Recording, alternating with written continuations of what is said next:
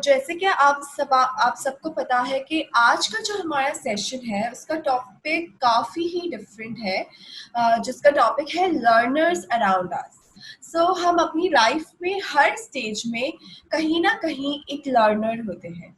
और being a teacher, being a educator, अगर हम अपनी कोई भी टीचिंग की कोई भी कैपेसिटी के अंदर सर्व कर रही हैं, तो ये बहुत ज़रूरी होता है कि हमें पता हो कि एक बच्चा या इंसान खुद कैसे सीखता है, लर्निंग का प्रोसेस क्या होता है।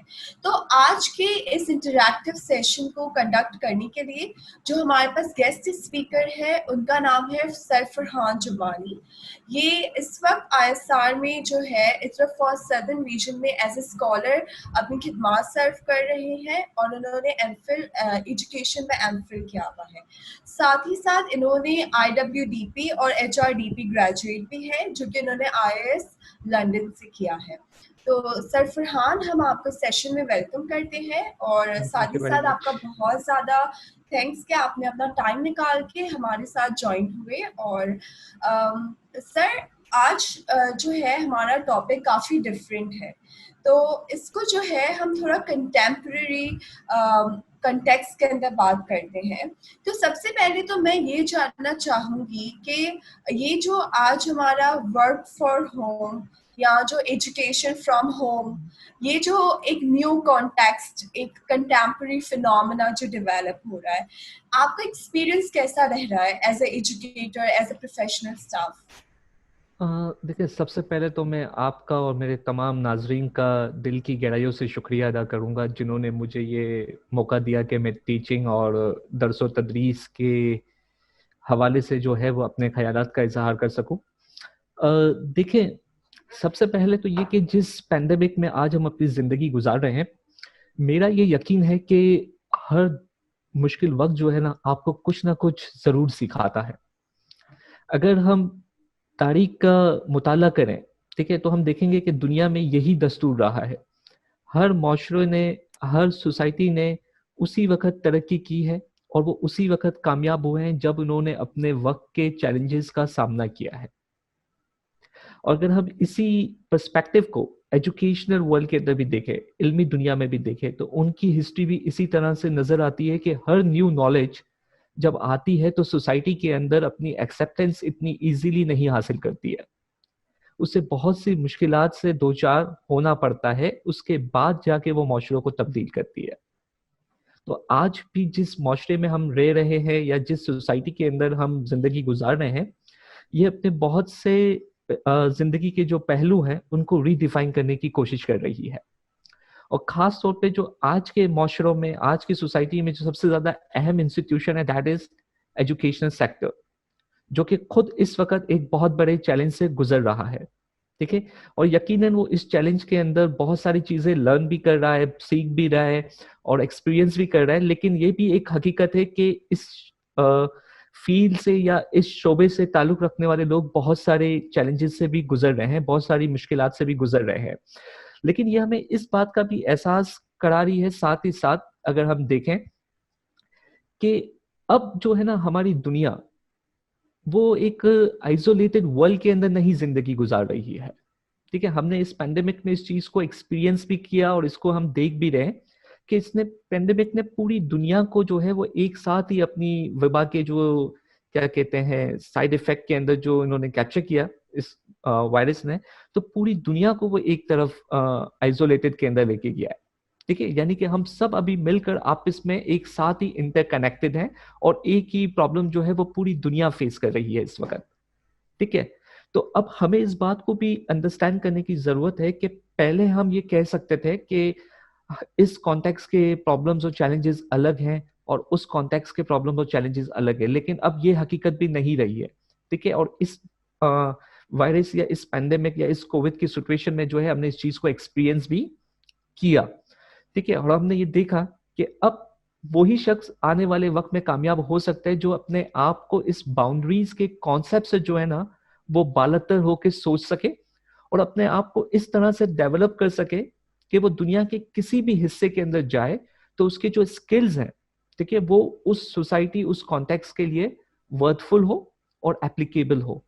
ठीक है, अब हम आते हैं आपके सवाल के दूसरे हिस्से की तरफ, जो आप सर, इससे जानना चाह पहले रही कि हम जो है इसमें प्रोसीड करें, जैसे कि हम्म। आपको पता है कि ये कंटेम्प्रेरी टाइम पे जो कोविड का है, तो ये चेंज अडेप्ट करना थोड़ा सा रिग्रेस हो रहा है, राइट? जी। मतलब एज अ प्रोफेशनल हम कोई भी फील्ड की बात करें, तो whether it be work from home और you are attending your online classes of the university, it's getting really difficult. तो यस। आज की जो हमारी ऑडियंस है, that is particularly teachers and educators, जो कि फ्रंट लाइन पे जाके बच्चों को एजुकेट करते हैं। तो ये बात तो बिल्कुल सही है कि चेंज के साथ अपने आप को अडेप्ट करेंगे, so that is the key for success. सही है, बट जहां पर हम चेंज की बात करते हैं, वहां पर आपका क्या ख्याल है? क्या हमारे टीचर्स को कोई स्पेसिफिक चैलेंजेस फेस होते हैं इस सिस्टम को अडेप्ट करने में? नहीं, डेफिनेटली, क्योंकि देखिए इस वक्त तो सबसे ज्यादा जो अहम है ना वो टीचर का खुद का रोल है। ठीक है, और ये इस वक्त वो सिचुएशन चल रही है जिसमें टीचर्स को खुद भी अपनी फिलोसॉफीज को, अपनी आइडियोलॉजीज को, अपने क्या कहते हैं, तमाम जो नॉलेज की जो बिलीव्स है उनके, उनको रीडिफाइन करने की जरूरत है।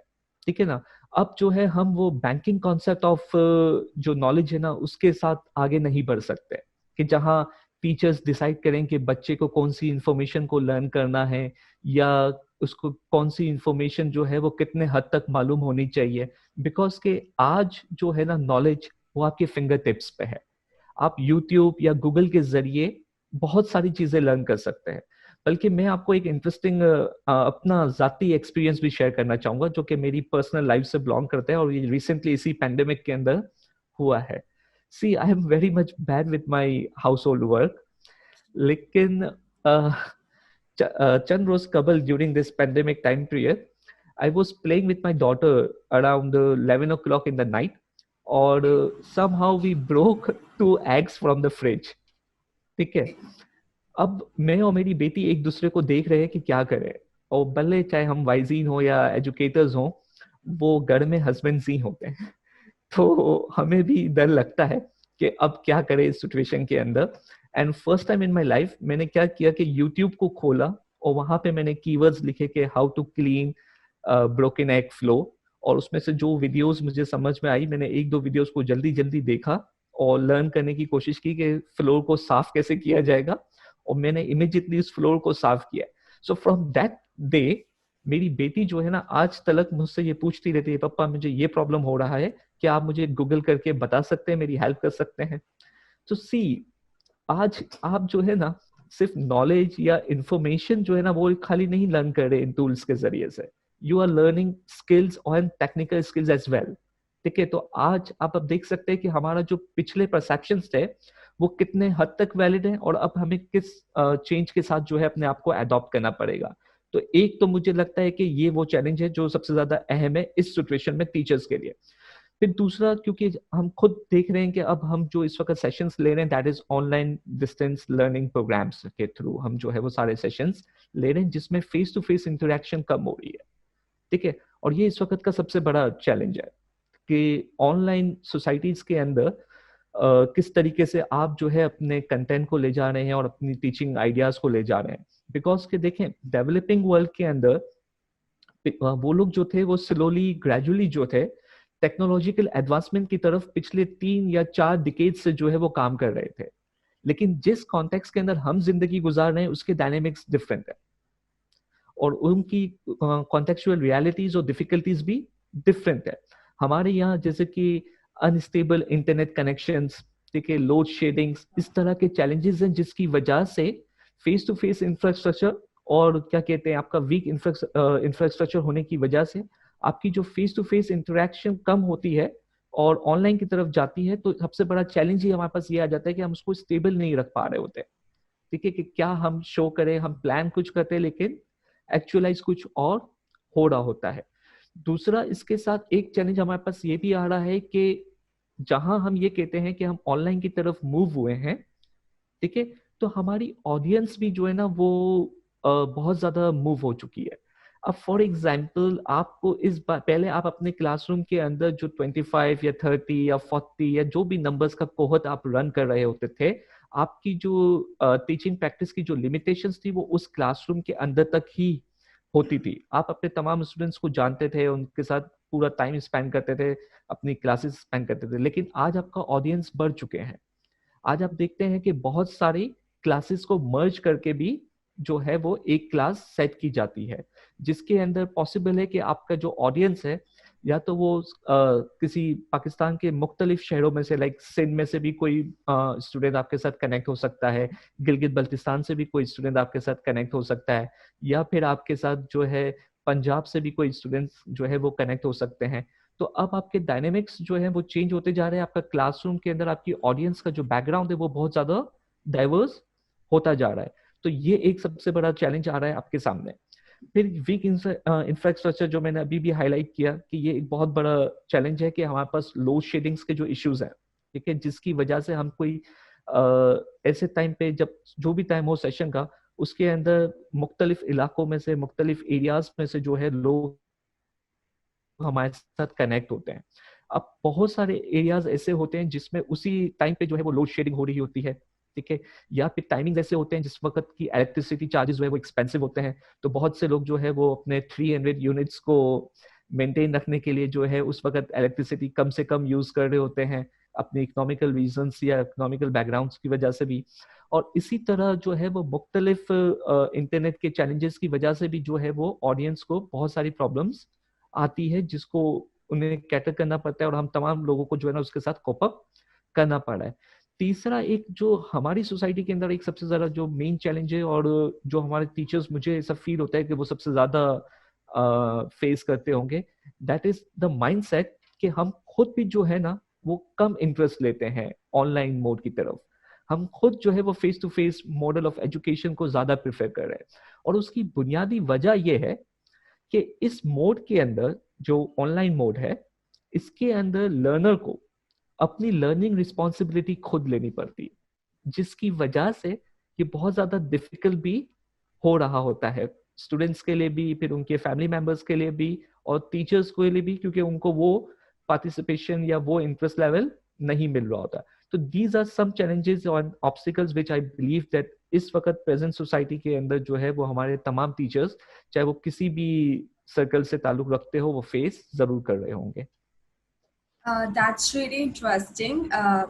वाकई जब हम मैनेजमेंट की बात करते हैं, जब हमारे खुद के इंटरेस्ट की बात करते हैं, so being a RA educator we have also realise कि ऑनलाइन जो है वो बच्चों को एंगेज करना, टीचर्स को एंगेज करना is quite much difficult, because you know कि जो फेस टू फेस आप इंटरेक्शन में आप एंगेजमेंट कर सकते हैं, that is really not possible on online mode.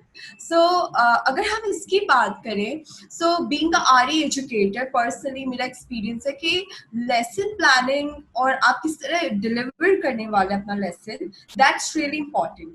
So while you're preparing your lesson plan, you have to consider a lot more factors, right? जिससे आपकी effective delivery हो। तो इस कॉन्टेक्स्ट के अंदर या इस सर्कमटेंसेस के अंदर, as being a professional educator, आपकी क्या सजेशंस हैं? आप क्या सोचते हैं कि टीचर्स को किन किन फैक्टर्स का ध्यान रखना चाहिए while preparing the lesson plan? बहुत ही इंटरेस्टिंग क्वेश्चन आपने इस वक्त ये किया, और जैसा कि आपने खुद भी कहा कि प्लानिंग जो है वो बहुत ज़्यादा इम्पॉर्टेंट है। और डेफिनेटली एजुकेशन सेक्टर के अंदर और एजुकेशन फील्ड के अंदर जो है वो lesson planning is a very important task, जिसके बगैर जो है आपकी कोई भी क्लास रूम इंस्ट्रक्शन जो है वो प्रॉपरली डिलीवर नहीं हो सकती। That is why it's a very important expect. यहाँ पे जो है ना, मैं अपनी अगर पर्सनल एक्सपीरियंसेस आपके साथ शेयर करूँ, तो मैं हमेशा से जो है ना दो रेसिपी यूज करता हूँ।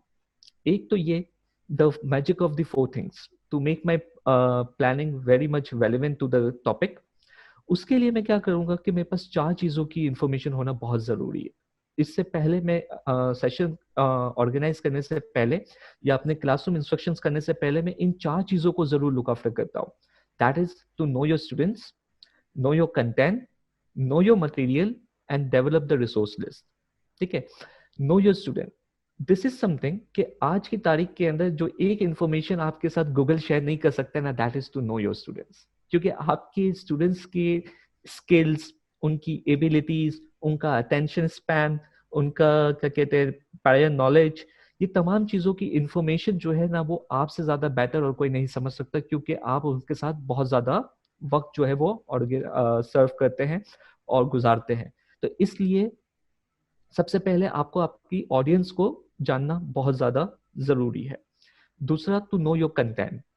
मेरे नजदीक एक अच्छा टीचर वही है जो अपने कंटेंट को, अपने मवाद को जो है ना बेहतर तरीके से जानता हो और वो मुसलसल उसकी रीडिंग करता हो। ठीक है।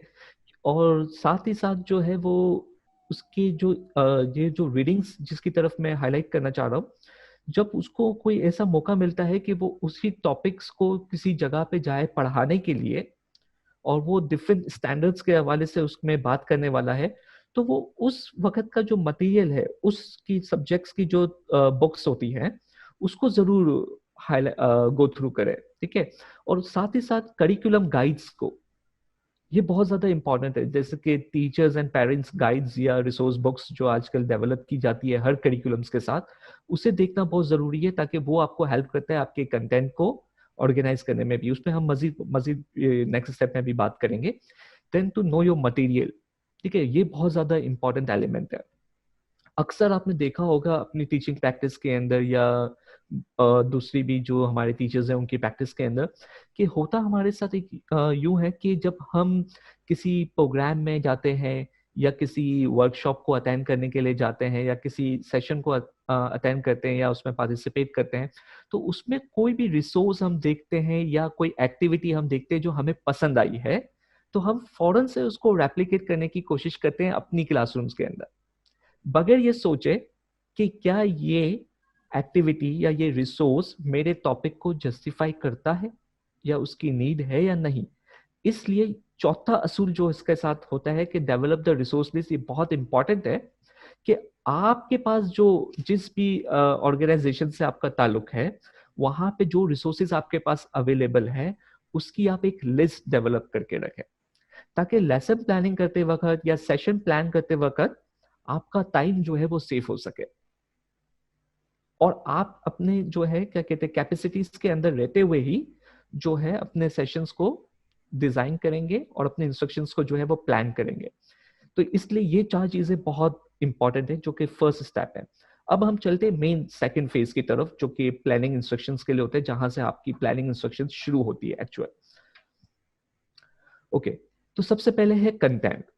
यहाँ पे आपको जो भी नॉलेज शेयर करनी है, जो भी वोकैबुलरी शेयर करनी है, जो भी स्किल्स आपको शेयर करने हैं, उसकी आपको एक लिस्ट डेवलप करनी चाहिए।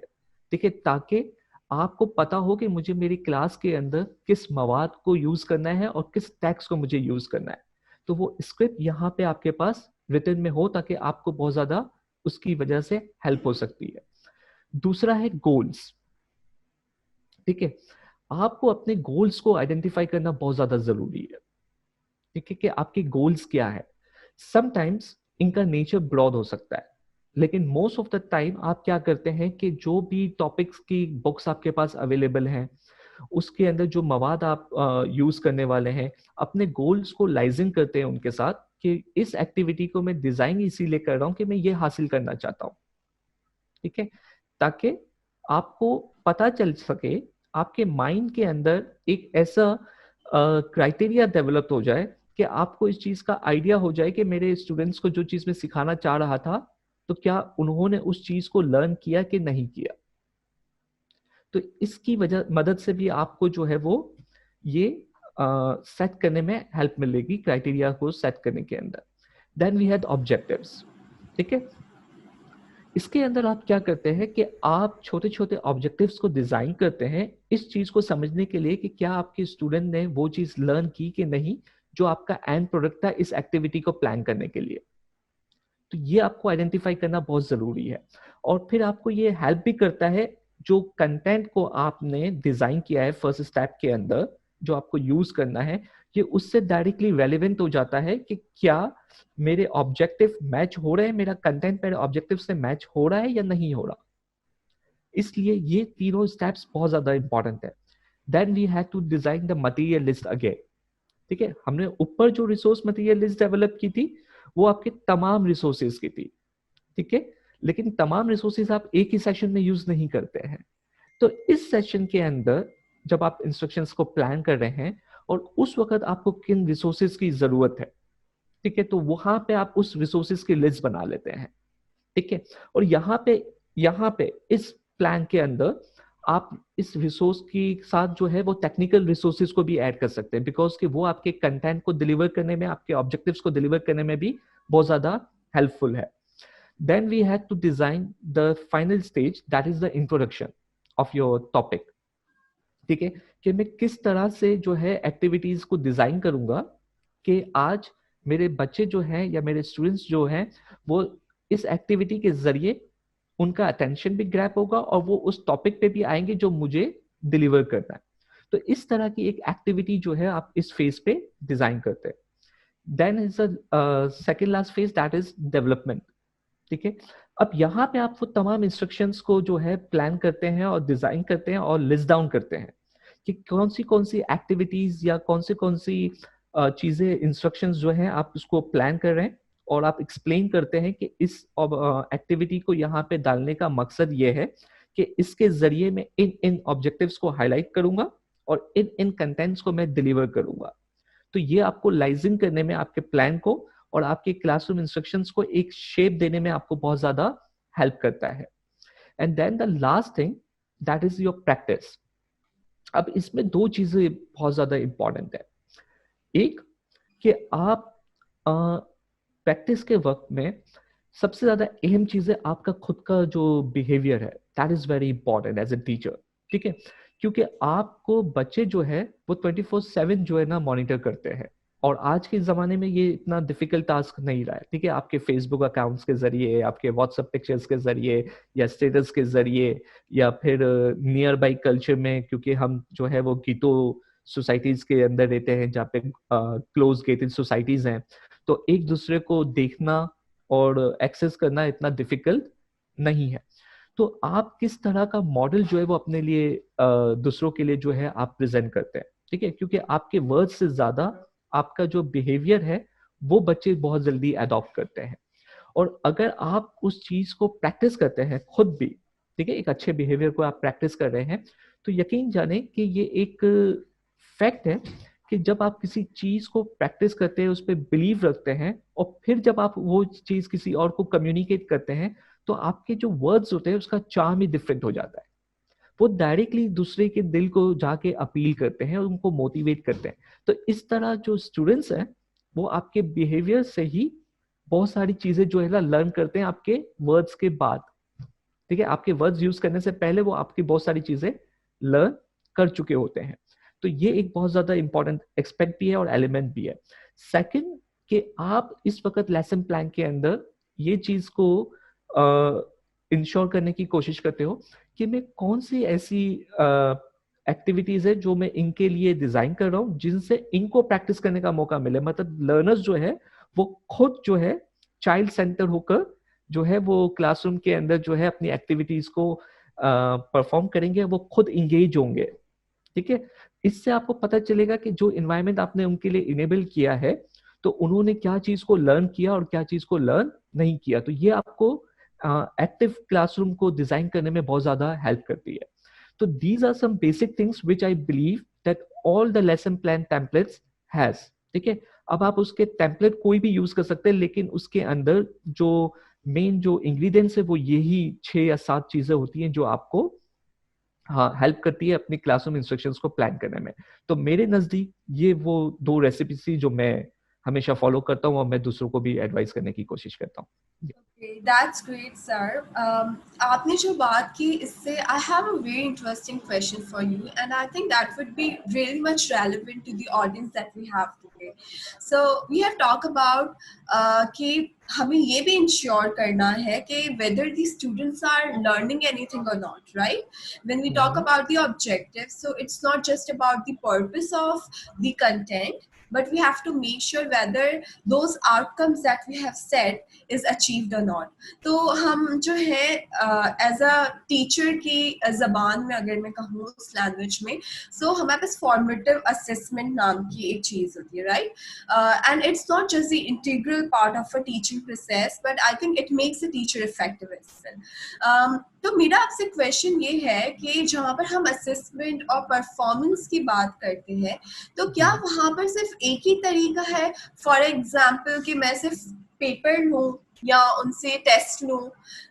Can we only judge or assess the students basis of these?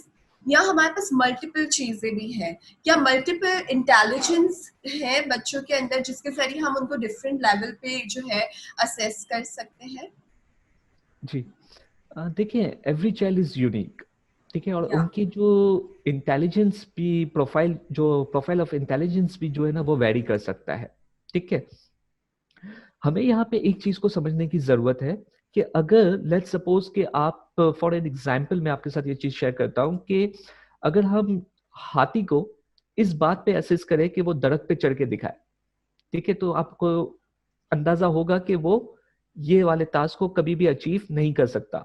अगर आप फिश से कहें कि आप हवा में उड़ के दिखाएं तो वो हमेशा ही फेल होगी, ठीक है, क्योंकि हम उसके नेचर से ये चीज जो है वो एक्सपेक्ट नहीं कर सकते। तो इसलिए आज हमें इस बात को भी अंडरस्टैंड करने की जरूरत है और अपने परसेप्शन को चेंज करने की जरूरत है कि एक ही टूल के जरिए से हम तमाम चीजों को जज करें, ठीक है। तो we need to understand this thing कि बच्चे जो है वो बहुत ही मुख्तलिफ चीजों के साथ लर्न करते हैं। बल्कि इसके लिए एक मैं हमेशा जो है ना एक अपनी एक्टिविटी भी जो है ना वो प्लान करता हूँ। ये मेरी हमेशा से जो है क्या कहते हैं प्रैक्टिस रही है कि मैं जब भी फारिग होता हूँ तो मैं अपने लाइफ के एक्सपीरियंसेस के बारे में सोचता हूँ। तो मैं यही तमाम ऑडियंस से भी रिक्वेस्ट करूंगा कि अगर वो अपने माइंड में थोड़ी देर के लिए चीज को ब्रेनस्टॉर्म करें कि वो अपनी चाइल्डहुड के तमाम एक्सपीरियंसेस को अगर मद्देनजर रखें, इस वक्त कोशिश करें कि अगर उसमें से हम लिस्ट बनाते हैं कि हमने जो चीजें लर्न की है वो कहाँ कहाँ पे की है, तो मैं इंश्योर कर सकता हूँ, ठीक है, मैं श्योरली ये कह सकता हूँ कि जो मेजोरिटी ऑफ द चीजें आपने लर्न की होगी आपकी लाइफ के अंदर, ठीक है, वो नॉन फॉर्मल सेटिंग्स के अंदर की होगी, ठीक है, आपके अपनी लाइफ के एक्सपीरियंसेस के साथ लर्न की होगी। कभी कुछ फ्रेंड्स के साथ या कोई रिलेटिव्स के साथ जो एक्सपीरियंसेस हुए होंगे उनके जरिए से आपने लर्न की होगी। कुछ चीजें आपने नेचर के साथ जो है वो देखते हुए ऑब्जर्व करते हुए आपने लर्न किया हुआ होगा। डेफिनेटली आपने बहुत सी चीजें क्लासरूम एनवायरनमेंट के अंदर भी लर्न की होगी। लेकिन अगर आप लिस्ट बनाएंगे उन एक्सपीरियंसेस की तो सबसे ज्यादा जो लिस्ट में आपके पास जो लर्निंग स्टेजेस होंगे वो आपकी नॉन फॉर्मल सेटिंग्स के ही होंगे, ठीक है, जिससे आपको खुद भी इस बात का अंदाजा हो जाएगा, ठीक है, कि बहुत सारे तरीके होते हैं लर्न करने के, सिर्फ एक ही तरीका नहीं है। तो today we also need to come out of this traditional view of intelligence कि बच्चा जो है वो जिस जहन के साथ पैदा हुआ है, जिन सलाहियतों के साथ पैदा हुआ है, जिस सिर्फ और सिर्फ उन्हीं सलाहियतों के साथ जो है वो जिंदगी गुजार सकता है, या फिर जो इंफॉर्मेशन हम उसको टीच करने की कोशिश कर रहे हैं और जिन पैरामीटर्स के ऊपर हम उसको चेक करने की कोशिश करेंगे, अगर ये उसी के अंदर कामयाब हो रहा है तो वो इंटेलिजेंट है, अदरवाइज वो इंटेलिजेंट नहीं है। तो इस तरह के जो परसेप्शंस है ना वो हमें चेंज करने होंगे, ठीक है। और आज बहुत सारे स्कॉलर्स भी हैं जो कि कंटेम्प्रेरी जो एजुकेशन वर्ल्ड के अंदर बहुत ज्यादा उनकी खिदमत जो है वो सराही जाती है, जैसे कि रॉबर्ट स्टर्नबर्ग, हावर्ड गार्डनर। ये लोग अपने वर्क के अंदर जो है ना मल्टीपल इंटेलिजेंस के हवाले से बात करते हैं, ठीक है, मिसाल के तौर पे emotional intelligence, musical intelligence, academic intelligence वगैरह वगैरह, सही। तो ये बेसिकली बहुत सारी ऐसी इंटेलिजेंस है जिसके जरिए से आदमी या इंसान या कोई भी स्टूडेंट जो है वो बहुत सारी चीजों को लर्न कर सकता है। तो आई पर्सनली बिलीव कि हमें जो है इस ट्रेडिशनल व्यू ऑफ नॉलेज से बाहर आना चाहिए और हमें इस बात को अंडरस्टैंड करना चाहिए कि बच्चा जो है वो बहुत सारी चीजों से लर्न कर सकता है। Okay, so that's interesting sir. इसके ऊपर थोड़ा सा और अगर आप इलैबोरेट करें कि जैसे कि हम अपने क्लासरूम में देखते हैं कि हमारे पास डिफरेंट एबिलिटीज के या डिफरेंट हम्म, तरह के जो है लर्नर्स होते हैं, सही है। एंड देन जब हम उसकी जो है वो असेसमेंट करते हैं उस वक्त जो है हमें डिफरेंट टाइप्स ऑफ फैक्टर्स को जो है ध्यान में रखना पड़ता है, राइट। फॉर इंस्टेंस कि अगर मैं कोई क्लास की एक्टिविटी प्लान कर रही हूँ, so I have to make sure कि मेरा जो व्यू हो वो 360 हो, so that we can ensure कि हर किस्म का बच्चा या हर एबिलिटी का बच्चा जो है वो कुछ ना कुछ सीख रहा है और जो भी हम सिखा रहे हैं वो चीज को कैच भी कर रहा है। तो आप दो तीन इंटेलिजेंस की कोई एग्जांपल दे सकते हैं कि किस तरह जो है इंटेलिजेंस होती है, जैसे कि आपने इमोशनल इंटेलिजेंस की बात की, म्यूजिकल इंटेलिजेंस की बात की। देखिए नौरी, देखिए, एज एन एजुकेटर जो है ना, हमारी सबसे बुनियादी रिस्पॉन्सिबिलिटी ही ये है कि हमारे क्लासरूम के अंदर हमें ऐसा इनेबलिंग इन्वायरमेंट प्रोवाइड करें जहाँ पे तमाम बच्चे जो है वो लर्न कर सके और अपने आप को डेवलप कर सके और अपनी स्ट्रेंथ्स और वीकनेसेस को हाईलाइट करके उन्हें इम्प्रूव भी कर सके और उनको एक्सेल भी कर सके। जहाँ तक आपने मेरे साथ इंटेलिजेंस को डिफाइन करने की बात की है, तो मैं पहले ये चाहूंगा कि हम अगर एक छोटा सा वीडियो यहाँ पे देख सके।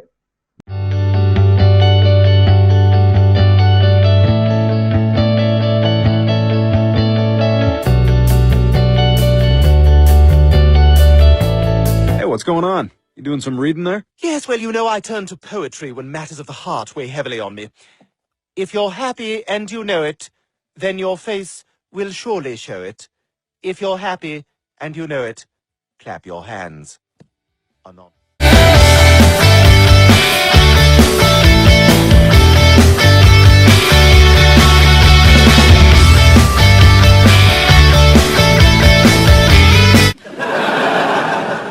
He makes his move. He's dividing both sides by I. He's adding back the coefficient. He has a value for P. He's plugging that back in. He takes the derivative and he solves the equation. The crowd goes wild. No!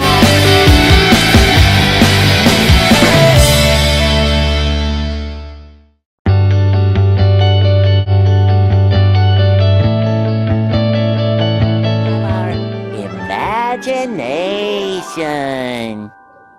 Wow, I never thought of it that way. That's really something. Can I have your TV? With imagination, I can be anything I want. A pirate. Arr. A football player. Hup. A starfish! Patrick, you're already a starfish. See, Squidward, it works! You try!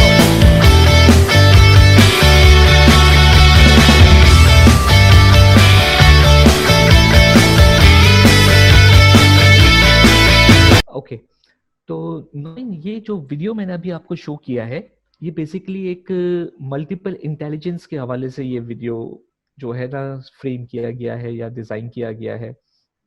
Okay, ये Harvard gardener की propose करदा एक theory है जिसे multiple intelligence कहा जाता है। ठीक है, ये उस थ्योरी के ऊपर जो है बेसिकली इस वीडियो को डिजाइन किया गया था। इस वक्त आपके पास स्क्रीन पे इन रिसर्चर की, इस स्कॉलर की जो है फोटोग्राफ भी आपके पास सामने आ रही होगी। इन्होंने 1983 के अंदर एक किताब लिखी थी जिसका नाम था फ्रेम्स ऑफ माइंड। उस किताब के अंदर कि मैं ये डिस्कस कर रहा था कि हार्वर्ड के एक ग्रेजुएट है जिनका नाम भी जो है वो हार्वर्ड गार्डनर ही है। इन्होंने 1983 के अंदर एक किताब को पब्लिश किया था और उनकी पब्लिकेशन का नाम था फ्रेम्स ऑफ माइंड। उस किताब के अंदर इन्होंने फर्स्ट टाइम इस थ्योरी को आउटलाइन किया था। ठीक है, इसका बैकग्राउंड कुछ इस तरह से था कि ड्यूरिंग उनकी पीएचडी स्टडीज वो अपने थीसिस के दौरान दो तरह के ग्रुप्स के लोगों के साथ काम कर रहे थे। एक था नॉर्मल एंड गिफ्टेड चाइल्ड। ठीक है, और दूसरे थे brain damage adults. Brain damage adults, इन दो लोगों के साथ जब वो दौरान थीसिस अपने काम कर रहे थे तो इन्होंने ये रियलाइज किया उनके साथ कुछ वक्त को बिताकर कि दो, ठीक है, their senses are not normal like us, but they have something very special in their life and which is God gifted. कि उन्होंने देखा कि बहुत से लोग जो के पास उनके 5 सेंसेस में से कुछ सेंसेस जो है वो नॉर्मल नहीं है, लेकिन उसके बावजूद वो म्यूजिकली ब्रिलियंट है। ठीक है, बहुत ही अच्छी तरीके से वो गाने गा रहे हैं, म्यूजिकल इंस्ट्रूमेंट्स प्ले कर रहे हैं या बातचीत कर रहे हैं या कुछ और स्किल्स हैं पेंटिंग के या दूसरी चीजों के जो वो एक्सप्रेस कर रहे हैं और बहुत अच्छी तरीके से कर रहे हैं। तो उस वक्त ये 80s की दिहाई की बात हो रही है इस वक्त। तो आप थोड़ा सा अगर अपने साथ बैक पे भी जाए उस वर्ल्ड के अंदर, उस कॉन्टेक्स्ट को के अंदर, तो आप रियलाइज करेंगे कि ये कितना इंपॉर्टेंट एलिमेंट था उस जमाने के अंदर। तो इन्होंने ये इस पूरे अपने थीसिस के ऊपर जब वो रिफ्लेक्ट कर रहे थे तो इन्हें ये चीज रियलाइज हुई कि हमारे पास जो इंटेलिजेंस है, ठीक है, वो एक ही आईक्यू इंटेलिजेंट नहीं है कि जो लोग मैथ्स को सॉल्व कर सकते हैं, साइंस को अंडरस्टैंड कर सकते हैं, वही लोग जो है ना हाईली इंटेलेक्चुअल्स हैं या हाईली इंटेलिजेंट लोग हैं, बल्कि दुनिया में बहुत सारी इंटेलिजेंस हो सकती है, ठीक है। और शुरू शुरू में इन्होंने तकरीबन 8 से 9 इंटेलिजेंस जो है वो प्रपोज की थी या आउटलाइन की थी अपनी इस किताब के अंदर। देन स्लोली ग्रेजुअली इन्होंने 2009 तक जो है उसके अंदर काफी सारे डोमेन्स को और एक्सपेक्ट्स को जो है वो इसमें ऐड भी किया है, ठीक है। तो उनमें से चंद कर मैं आपको जो है ना ब्रीफली एक शॉर्ट इंट्रोडक्शन देता चलूंगा, ताकि ये हमें हेल्प करेगी अंडरस्टैंड करने में कि जो लर्नर्स हैं हमारे दरमियान वो कैसे होते हैं। तो सबसे पहले है लॉजिकल मैथमेटिकल। इन लोगों के पास मैथमेटिकल प्रॉब्लम्स को सॉल्व करना या लॉजिकल प्रॉब्लम्स को सॉल्व करने की एक्सपर्टीज होती है।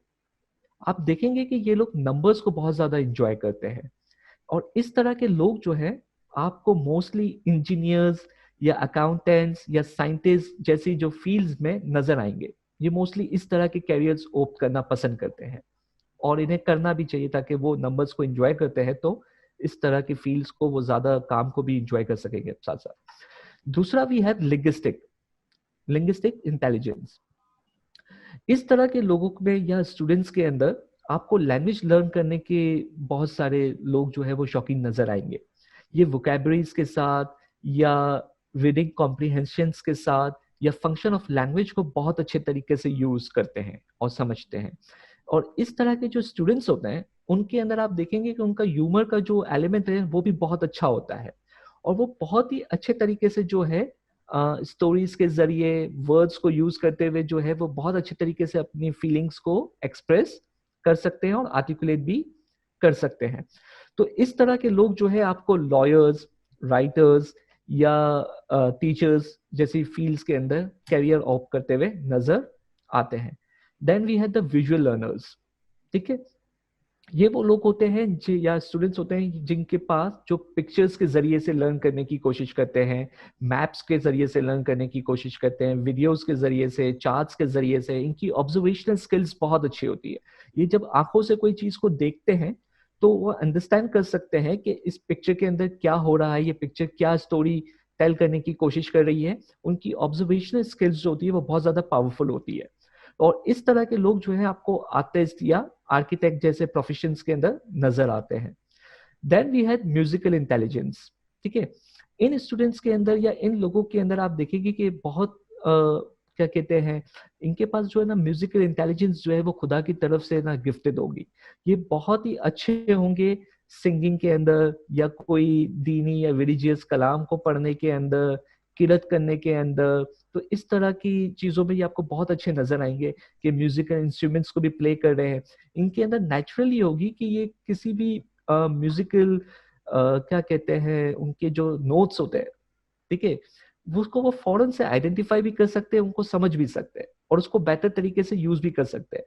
तो इस तरह के जो लोग हैं आपको singers, music composers, teachers, music teachers के तौर पे जो इस तरह की जो फील्ड्स होती है उसके अंदर आपको बहुत ज्यादा नजर आते हैं। Then we had bodily kinesthetic, ठीक है। ये वो लोग होते हैं या स्टूडेंट्स होते हैं जो फिजिकली इन्वॉल्व होकर चीजों को लर्न करने की कोशिश करते हैं, ठीक है। इनके लिए आप वो एक्टिविटीज प्लान करते हैं जिसके अंदर इनकी फिजिकली बॉडी जो है ना इन्वॉल्व हो, ताकि वो इस तरह से अपनी इंफॉर्मेशन को प्रोसेस कर सके और उसको लर्न कर सके। तो इस तरह के जो लोग होंगे वो आपको अपने क्या कहते हैं थॉट्स को बेहतर तरीके से एक्सप्रेस करते हुए नजर आएंगे through facial expression, through body expressions. ये बहुत अच्छी तरीके से अपनी बातों को एक्सप्लेन कर सकते हैं। तो इस तरह के लोग आपको जो है वो डांसर्स या और कोई ड्रामा, आर्टिस्टिक फील्ड्स या फिर आपको स्पोर्ट्स के अंदर जो है ये बहुत ज्यादा नजर आएंगे। ये इस तरह के कैरेक्टरिस्टिक्स अपनी पर्सनैलिटीज के अंदर रखते हैं। Then we had the naturalistic intelligence. ये वो लोग होते हैं या स्टूडेंट्स होते हैं जिन्हें खुदा ने ये सलाहियत दी होती है कि वो नेचर को बहुत ज्यादा इंजॉय करते हैं, वो इन्वायरमेंट को एक्सप्लोर करना पसंद करते हैं, ठीक है। उन्हें माउंटेन्स, बीचेस, वाटर, ठीक है, ये चीजें बहुत, ट्रीज बहुत ज्यादा अट्रैक्ट करती है। तो इन लोगों के अंदर क्लासरूम में भी आपको ये चीज नजर आएगी कि ये एक्टिविटीज को एक्सप्लोर करने में बहुत अच्छे नजर आएंगे आपको, ठीक है। तो ऐसे लोग आपको बायोलॉजिस्ट, फार्मर, गार्डनर, इस टाइप के प्रोफेशंस के अंदर आपको नजर आते हैं। ये वो लोग होते हैं। Then we had interpersonal and intrapersonal. ठीक है, ये स्टूडेंट्स या लोग आपको अपने इमोशंस को अंडरस्टैंड करते हुए दूसरों के इमोशंस को भी अंडरस्टैंड करते हुए नजर आएंगे। ठीक है, ये फौरन से जो है अपनी स्ट्रेंथ्स और वीकनेस भी जानते हैं, आइडेंटिफाई कर सकते हैं कि किस एरिया में या किस एक्सपेक्ट के अंदर मेरी ये स्ट्रेंथ्स है और ये वीकनेसेस हैं। ठीक है, इसी तरह ये लोग दूसरों की भी स्ट्रेंथ्स को या वीकनेसेस को इमीडिएटली जो है वो ऑब्जर्व कर सकते हैं। ठीक है, इनके पास ये स्किल्स बहुत अच्छे तरीके से होते हैं। तो ये इस तरह के लर्नर्स होते हैं और ये आपको मोस्टली जो है वो इसी तरह के कैरियर्स में भी नजर आएंगे, जैसे फिलोसोफर्स, ठीक है, researchers, sociologist, writers, sales person. तो ये इस तरह के कैरियर्स को जो है वो ओप करते हैं। तो ये कुछ इंटेलिजेंस है जो कि इन्होंने इन द बिगनिंग जो है वो हार्वर्ड ने जो है अपनी थ्योरी के अंदर प्रपोज किया था, और इसके बाद इन्होंने और भी बहुत सारे डोमेन्स को इसमें ऐड किया है, जैसे कि एग्जिस्टेंशनल इंटेलिजेंस है। फिर इस वक्त एक डिबेट चल रही है कि क्या मॉरल इंटेलिजेंस हो सकती है या इस डोमेन को सेपरेट रखना चाहिए। तो इस तरह के और भी बहुत सारे इंटेलिजेंस हैं जिनको इन्होंने आइडेंटिफाई किया है अपने काम के अंदर। तो ये पर्पस ऑफ शेयरिंग इस इंफॉर्मेशन को यही है कि ये जो चीजें अगर आप अपने हवाले से भी अगर देखें, ठीक है, कि आपके अंदर भी इस तरह की इंटेलिजेंट प्रोफाइल्स जो है ना वो वेरी करती होंगी। आप इनमें से बहुत सारी चीजों के अंदर अच्छे होंगे और बहुत सारी चीजों में बहुत ज्यादा अच्छे होंगे। ठीक है, अगर आप इस चीज को क्या कहते हैं प्रैक्टिस करते हैं, इस चीज को अंडरस्टैंड करते हैं, तो ये आपकी क्लासरूम टीचिंग पे भी इफेक्ट करती है। ठीक है, या आपकी पर्सनल लाइफ पे भी इम्पैक्ट करती है, आपकी अपनी स्ट्रेंथ्स एंड वीकनेसेस को आइडेंटिफाई करने में, इनको इम्प्रूव और उनको एक्सेल करने में, और फिर आपकी क्लासरूम में भी आपको ये चीज बहुत ज्यादा हेल्पफुल करती है, क्योंकि आपके भी जो स्टूडेंट्स है वो बहुत ही मुख्तलिफ इंटेलिजेंस के प्रोफाइल अपनी जात के अंदर रखते हैं। तो आपको क्या करना होता है कि एज एन एजुकेटर जो हमारी बुनियादी जिम्मेदारी है कि हमें अपने लर्नर्स के अंदर इन्हीं पोटेंशियल्स को हाईलाइट करना है और आइडेंटिफाई करना है कि इस लर्नर के पास ये चीज अच्छी है, तो मैं उसके लिए ऐसा एनवायरनमेंट प्रोवाइड करूं अपनी क्लासरूम के अंदर जिसकी वजह से वो इन स्किल्स को या इन स्ट्रेंथ्स को मजीद इंप्रूव कर सके, उस पर एक्सेल कर सके, उस पर मास्टर कर सके। तो यही आज की तारीख में टीचर की जो है वो सबसे बुनियादी रिस्पॉन्सिबिलिटी है। तो आई थिंक इस परसेप्शन के साथ टीचर्स को आज अपने इस टीचिंग प्रैक्टिस को भी इम्प्रूव करने की नीड है और अपने स्किल्स को भी एनहांस करने की नीड है। तो आई थिंक कि ये वो इंटेलिजेंस है जिसके हवाले से हार्वर्ड ने हमें एजुकेट करने की कोशिश की है। I mean, it's quite, I would say, insightful and new for our audience, as it is for me. इससे मुझे अपना एक experience मैं recall कर पा रही हूँ. You know, being an educator, we travel to interior scenes, right, for the तालीम camps. हम वहाँ पर जब जाते हैं, so once I went there, तो वहाँ पर जो है वहाँ पर बच्चे जो है normally सिंधी समझ पाते हैं and they can barely understand the Urdu और English terminology उनको समझाना थोड़ा और डिफिकल्ट हो जाता है। सो आई हैव दिस एक्सपीरियंस जहाँ पर मैं इस बच्चे से जो है वो कुछ कम्युनिकेट करना चाह रही थी। I was trying to make him understand one concept, लेकिन वो समझ नहीं पा रहा था because of the language barrier. लेकिन जब मैंने उसको पिक्चर्स दिखाई and he was able to articulate the same concept in a very unique way. So वहाँ से मैंने सीखा और अपनी रिफ्लेक्शन से भी पता चला कि not just as a teacher but हर कैपेसिटी में आप कहीं पर भी बच्चों से मिलते हैं या बड़ों से मिलते हैं, so you see your mind is a unique filter. हर बंदे का दिमाग अलग तरीके से काम करता है। तो अगर हम इसे रेलिवेंट बनाए आज के कॉन्टेक्स्ट में, like if we talk about the teachers who are the frontline workers who has the direct interaction with the students, right? So how they can implement these theories or the aspect of these theories in their classroom, or what could be the possible strategies that you can if you could exemplify to us कि ऐसी कौन सी strategies है that they can include in their lesson plan that would enable them to deliver their lesson effectively in the classroom. So can you elaborate on that? Yep. हाँ, नॉरिन, सबसे पहले तो मैं इस चीज़ को रिकग्नाइज करना चाहूँगा, जैसा कि आपने खुद अपने पर्सनल एक्सपीरियंस के अंदर भी अपने एनेक्डोट के अंदर जो है हमारे साथ शेयर किया कि आपकी टीचिंग प्रैक्टिस में भी आपने जो है इस चैलेंज को गो थ्रू किया था और उसके लिए आपने फौरन से जो है इमीडिएटली ये एक्शन लिया। यकीनन हमारे टीचर्स जितने भी हैं, ठीक है, चाहे वो किसी भी रोल के अंदर अपने आप की इस्माइली जमात की या हमारे बच्चों की जो है वो इल्मी खिदमत दे रहे हैं हमारी कम्युनिटी के लोगों के लिए, हम उन्हें बहुत ही सराहते हैं, ठीक है, हम उन्हें बहुत अप्रिशिएट करते हैं। ये एक बहुत ही डिफिकल्ट जॉब है जो ये कर रहे हैं और हमें दुआ है कि वो इस मकसद के अंदर हमेशा से कामयाब हो और हमेशा कामयाब रहें और अच्छे से अच्छे तरीके से जो है वो हमारे बच्चों को जो है अपने नॉलेज और अपने एक्सपीरियंसेस को जो है वो शेयर कर सकें। लेकिन जैसा कि मैंने पहले भी कहा और मैं दोबारा से रीइंफोर्स कर देता हूँ कि ये बहुत ज़्यादा इम्पॉर्टेंट है कि टीचर्स जो है वो अपने स्टूडेंट्स को अंडरस्टैंड करें, उनकी ऑडियंस को वो पहले से जानते हो, ठीक है, स्टूडेंट्स को वो जानते हो कि उनके पास क्या स्किल्स हैं, क्या स्किल्स नहीं हैं। अदरवाइज होगा ये क्योंकि जैसा कि हमने अभी डिस्कस किया है कि हर बच्चा यूनिक है और वो बहुत ही मुख्तलिफ तरीकों से लर्न करता है, ठीक है। तो आपके लिए ये बहुत ज़्यादा मुश्किल हो जाता है एज एन टीचर कि इस चीज को रियलाइज करना कि मेरी क्लास के अंदर क्या ये बच्चे ने इस टॉपिक को लर्न किया कि नहीं किया। आप इसको कैसे आइडेंटिफाई करेंगे? बल्कि अब मुझे भी यहाँ पे एक एक्सपीरियंस याद आ रहा है, जैसे आपने मेरे साथ शेयर किया तो मुझे मेरी एक टीचिंग ट्रेनिंग प्रोग्राम का एक एक्सपीरियंस याद आ गया कि एक दफा मैं भी सिंध के ही कॉन्टेक्स्ट के अंदर एक टीचर ट्रेनिंग प्रोग्राम कंडक्ट कर रहा था। ये जो ग्रुप जिसके साथ मैं डिस्कस कर रहा था ये मिक्स एज ग्रुप था और इसका पॉपुलेशन बहुत कम था, छोटा ग्रुप था। तो वहां पे हम एपिस्टेमोलॉजिकल पोजीशंस को डिस्कस कर रहे थे कि किस तरीके से लोग जो है वो लर्न करते हैं और आपका खुद का जो लर्निंग एटीट्यूड है वो कैसा है, आप खुद चीजों को कैसे लर्न करते हैं। तो उसमें एक यंग टीचर ने रिस्पॉन्स किया कि मेरा जो लर्निंग एटीट्यूड है वो एम्पेरिकल है। मैं जब तक, यानी कि हम बॉडीली किनेस्थेटिक कह सकते हैं इसको, कि जब तक मैं खुद प्रैक्टिकली किसी चीज के अंदर इन्वॉल्व ना हो तो मैं उसे लर्न नहीं कर सकता या कर सकती।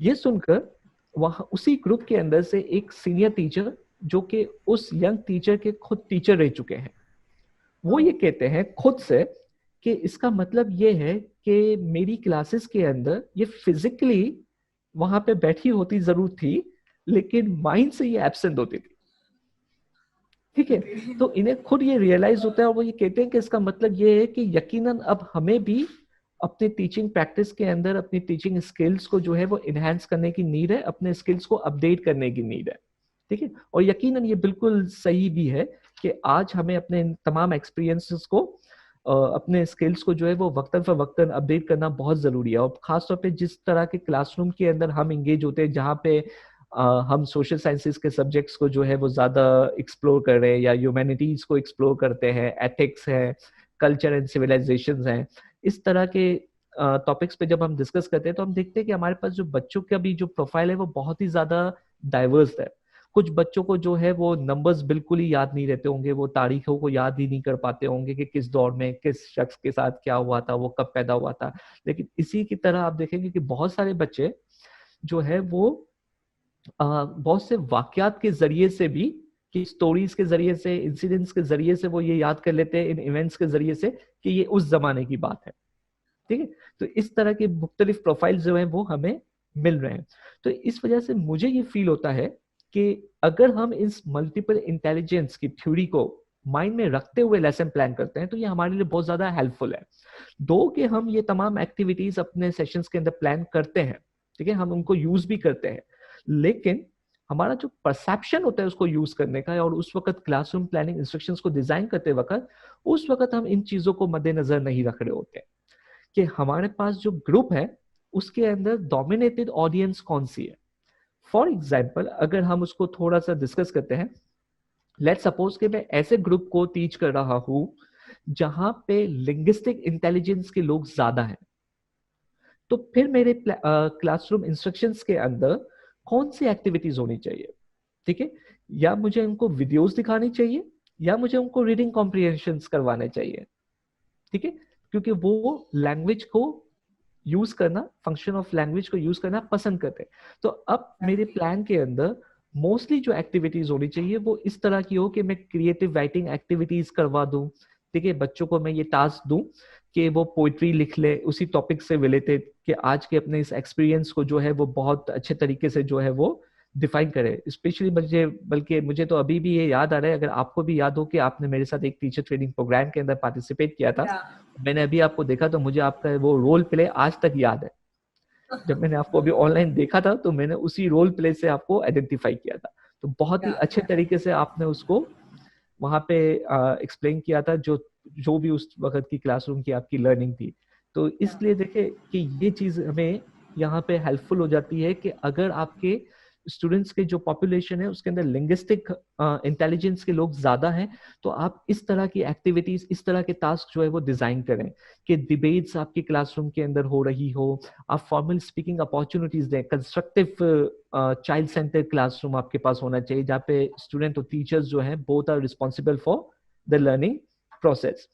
ठीक है, इस तरह की उनको अपॉर्चुनिटीज दें कि वो ह्यूमर्स के जरिए से जो है वो जोक राइटिंग या स्टोरी टेलिंग के जरिए से आज की क्लास को डिफाइन कर सकें, या प्लेंटी ऑफ रीडिंग अपॉर्चुनिटीज आप उनके लिए डिजाइन करें, क्योंकि वो रीडिंग करना पसंद करेंगे। वो अल्फाजों को फ्लावरिंग लैंग्वेजेस के अंदर जब हम कोई चीज लिखते हैं या पढ़ते हैं, जैसे बहुत से लोग आप देखते हैं नॉवेल्स पढ़ने के शौकीन होते हैं, ठीक है, तो वो नॉवेल्स के अंदर हम देखते हैं हमेशा फ्लावरिंग लैंग्वेज यूज होती है, राइट।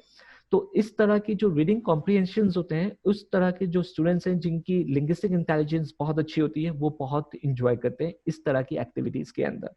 ठीक है, फिर आप उनको ब्रोशर डिजाइन करने के लिए कह सकते हैं, या वीडियोस डिजाइन बनाने के लिए आप कह सकते हैं, ठीक है, जो आपके टॉपिक से रेलिवेंट हो। जरूरी नहीं कि आप इन तमाम एक्टिविटीज को एक ही क्लासरूम के अंदर यूज करें, लेकिन आप इस तरह की एक्टिविटीज आप डिजाइन कर सकते हैं। Then we had the logical mathematical. For example, if you had the group, ठीक है, जहाँ पे स्टूडेंट्स जो है वो लॉजिकल मैथमेटिकल इंटेलिजेंस ज्यादा रखते हो, तो फिर इस तरह के लोगों के जो स्किल्स हैं वो प्रॉब्लम सॉल्विंग की तरफ या एनालाइज करने की तरफ ज्यादा है। तो आप जब उनके लिए कोई एक्टिविटीज प्लान करते हैं तो आप इस तरह की चीजें प्लान कर सकते हैं जो कि उनको एनालाइज करने में हेल्प करे। फॉर एग्जाम्पल जैसे ग्रीक्स या अरब्स, ठीक है, तो ये एक इंटरेस्ट क्रिएट कर देगा कि अच्छा, तो फिर आप ये बता सकते हैं कि सिचुएशन में, एक्चुअल सिचुएशन में ये हुआ था, अगर आप वहां होते तो आप क्या एडवाइस करते, ठीक है, कि इस हिस्टोरिकल फिगर को ये डिसीजन लेना चाहिए था या ये डिसीजन लेना चाहिए था। ठीक है, तो इस तरह के आप देखेंगे कि इन एक्टिविटीज के जरिए या इन डिस्कशंस के जरिए वो बच्चे जिनका मैथमेटिकल या लॉजिकल इंटेलिजेंस बहुत ज्यादा पावरफुल होगा, वो खुद जो है क्लासरूम के अंदर पार्टिसिपेट करना शुरू हो जाते हैं। ठीक है, तो ऐसी एक्टिविटीज जो कि आप उनके लिए डिजाइन करें जिसके अंदर लॉजिकल गेम्स हो, पैटर्न्स को आइडेंटिफाई करने की कोशिश की जाए।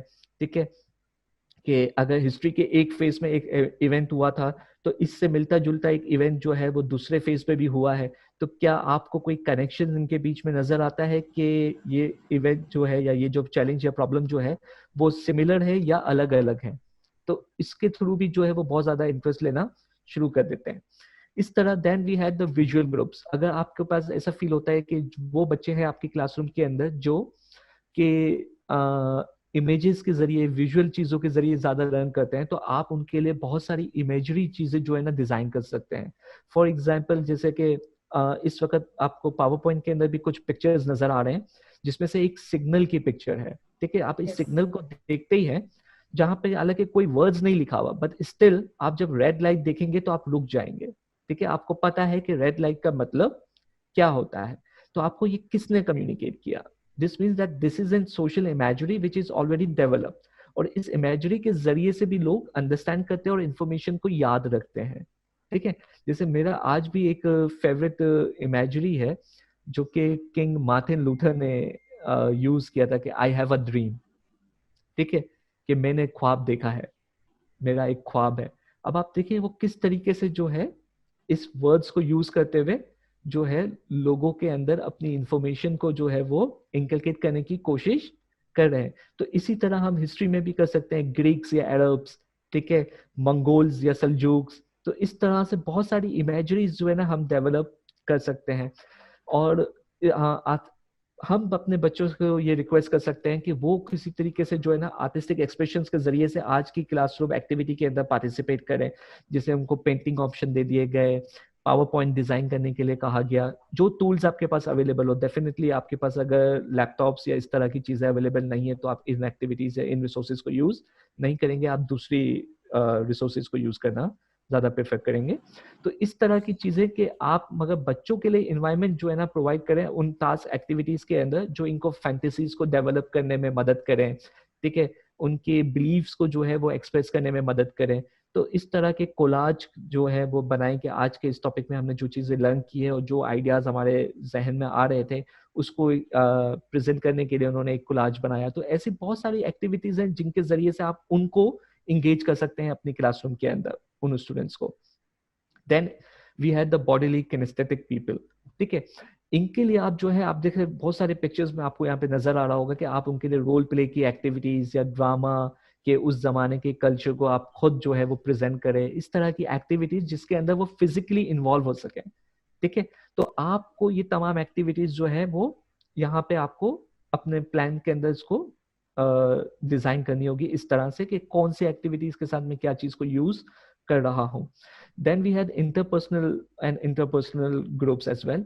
आपको लग रहा है कि आपके जो स्टूडेंट्स हैं वो इन दोनों स्किल्स के अंदर बहुत इंटेलिजेंट हैं और इनको बहुत अच्छी तरीके से ये यूज करते हैं, तो आप इनके लिए दूसरी जो है ना ग्रुप वर्क अपॉर्चुनिटीज को प्लान कर सकते हैं कि ये तो वो स्टूडेंट्स हैं जो कि टीम वर्क भी बहुत अच्छा करेंगे, इनका कोलैबोरेशन स्किल्स बहुत अच्छे होंगे। और खासतौर पे आज ये जो ऑनलाइन एजुकेशन के अंदर हमारे पास जो ये जूम, स्काइप और गूगल मीट इस तरह के जो प्लेटफॉर्म्स हैं उसके अंदर भी ये बहुत अच्छे तरीके से जो है ना यूज हो सकते हैं और इन प्लेटफॉर्म्स के जरिए से वो कोलैबोरेटिवली जो है एक दूसरे की हेल्प के साथ बहुत अच्छी सारी चीजें जो है ना डेवलप भी कर सकते हैं और लर्न भी कर सकते हैं। तो ऐसी बहुत सारी एक्टिविटीज जो है वो टीचर को डेवलप करनी होगी अपने क्लासरूम के अंदर। लेकिन इन तमाम एक्टिविटीज को जब वो प्लान करते हैं तो उस वक्त उनके पर्सपेक्टिव्स को जो है ना चेंज करने की नीड है। मोस्ट ऑफ द टाइम होता ये है, हम ये तमाम टीचर्स जो है इन्हीं एक्टिविटीज को प्लान करते हैं, लेकिन होता मेन एक्चुअल चीज ये है कि हम जब लेसन प्लान कर रहे होते हैं तो हमारा जो फोकस होता है, ठीक है, वो कंटेंट की तरफ होता है कि इस कंटेंट को मैं इस एक्टिविटीज के जरिए जो है ना डिफाइन कर दूं, ठीक है, ये एक्टिविटी जो है ना इस कंटेंट के जरिए चली जाए। लेकिन हमें अब जो जरूरत है वो बेसिकली कंटेंट के साथ एक्टिविटीज को डिजाइन करने की नीड नहीं है, बल्कि चाइल्ड सेंटर अप्रोच को यूज करते हुए हमें अपने लर्नर्स को मद्देनजर रखते हुए जो है लेसन प्लान करने की जरूरत है कि इस एक्टिविटी के जरिए जो है ये स्टूडेंट इस टास्क के जरिए ये चीजों को लर्न करेगा या इस स्किल सेट को हासिल करेगा जो मैंने ऑब्जेक्टिव्स के अंदर या गोल्स के अंदर डिफाइन किया है। तो these are the things which we need to keep it out in a consideration while planning the instructions, especially for the classroom instructions. तो ये वो कुछ चीजें हैं जो हमें प्लान करनी चाहिए, जो मुझे ऐसा फील होता है कि हमारे लिए इम्पोर्टेंट होती है एज एन टीचर जब आप कोई भी लेसन प्लान करते हैं। Okay, sir, that was interesting. Like, आपने practical strategies बताई, and I think that would be really helpful for the contemporary teachers to implement in their classroom. But मैं आपका थोड़ा सा और जो है opinion लेना चाहूँगी. Like we have talked about the strategies related to different intelligence and learning abilities, right? But अक्सर class में ऐसा देखा जाता है कि class is a mixed group, right? वहाँ पर आपके पास कुछ बच्चे हैं जो बहुत हाइपर एक्टिव होते हैं, you have to deal with them. Then you have few students जो कि काफी shy होते हैं, वो आगे आके जो है questions नहीं कर पाते, so you have to assess them as well कि whether they have learned or not.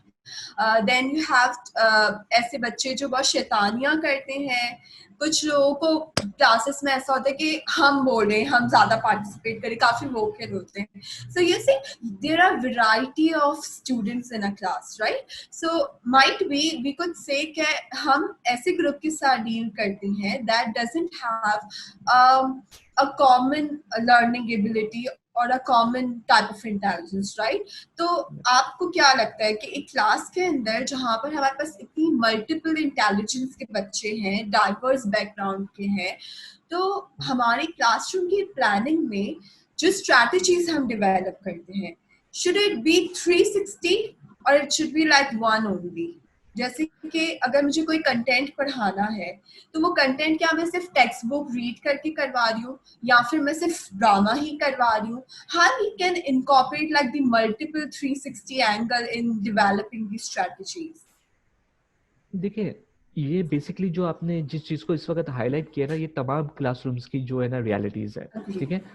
और मोस्ट ऑफ द टाइम आपको मिक्स एज ग्रुप के ही लोग मिलते हैं और mix age intelligence, I mean mix intelligence के लोग ही मिलते हैं।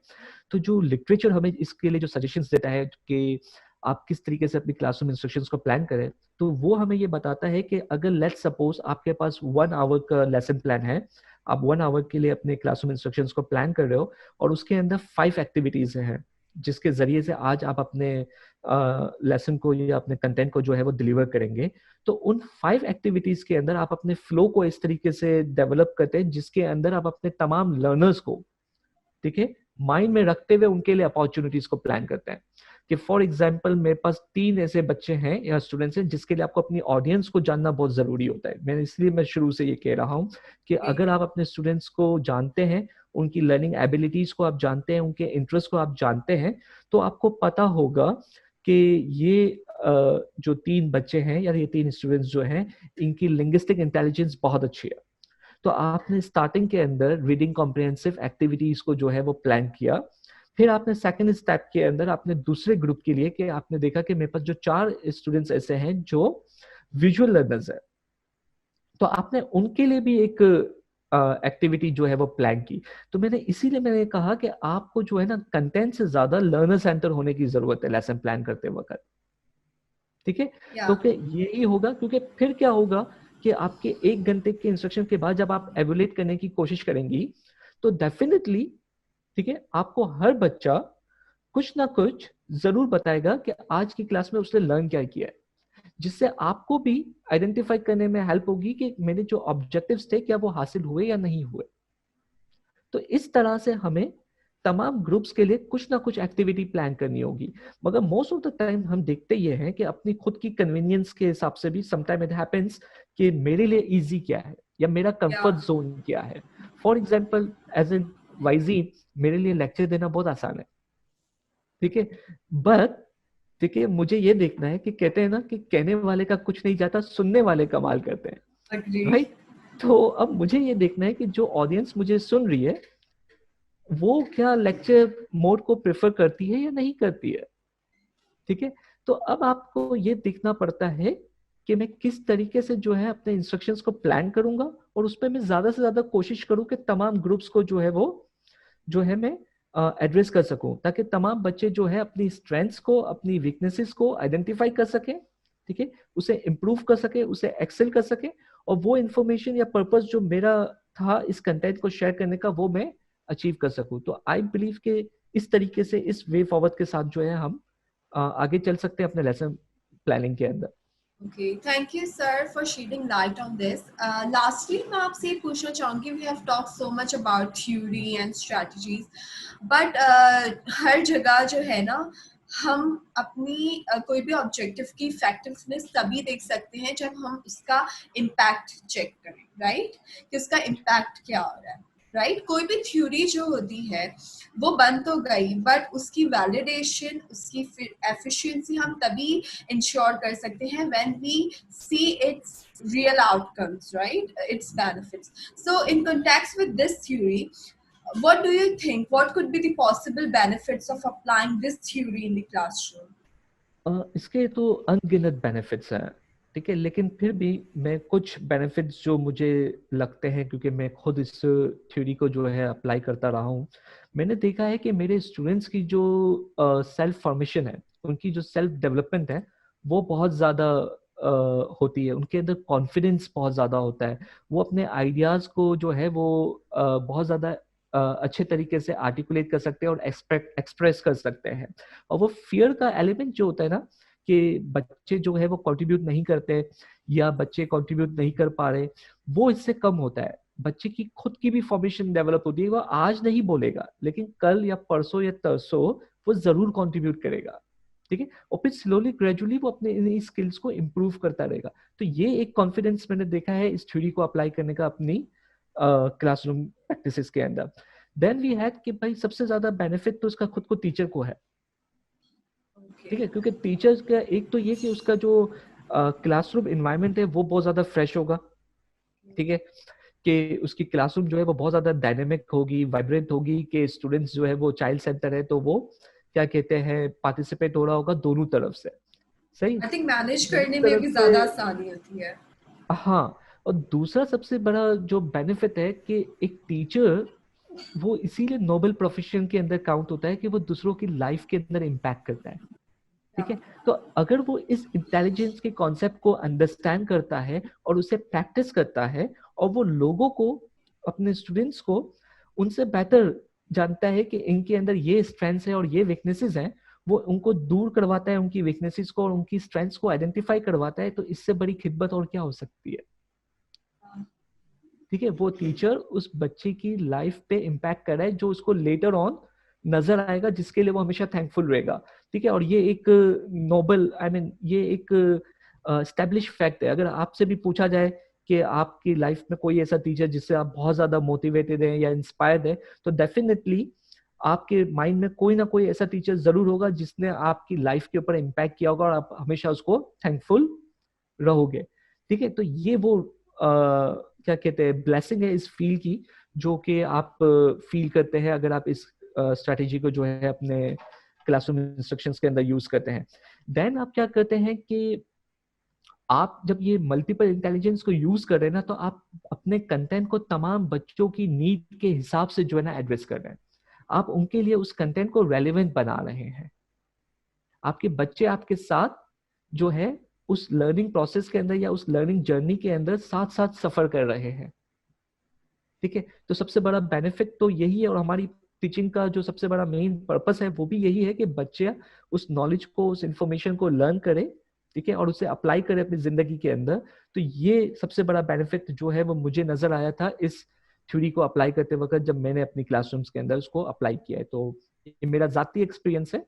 तो हो सकता है कि कुछ लोग इससे इत्तेफाक ना रखते हो, तो I do appreciate their point of view as well, लेकिन मेरे पर्सनल एक्सपीरियंसेस के अंदर मैंने ये कुछ बेनिफिट्स देखे थे। और सबसे बढ़कर मैं अगर बताऊं कि जैसे फॉर एग्जांपल मैं अपनी एजुकेशन लाइफ के अंदर जो है ना एक अच्छा स्टूडेंट कभी भी नहीं रहा अपनी स्कूल लाइफ के अंदर, ठीक है। मैं एकेडमिकली बिल्कुल भी नहीं था।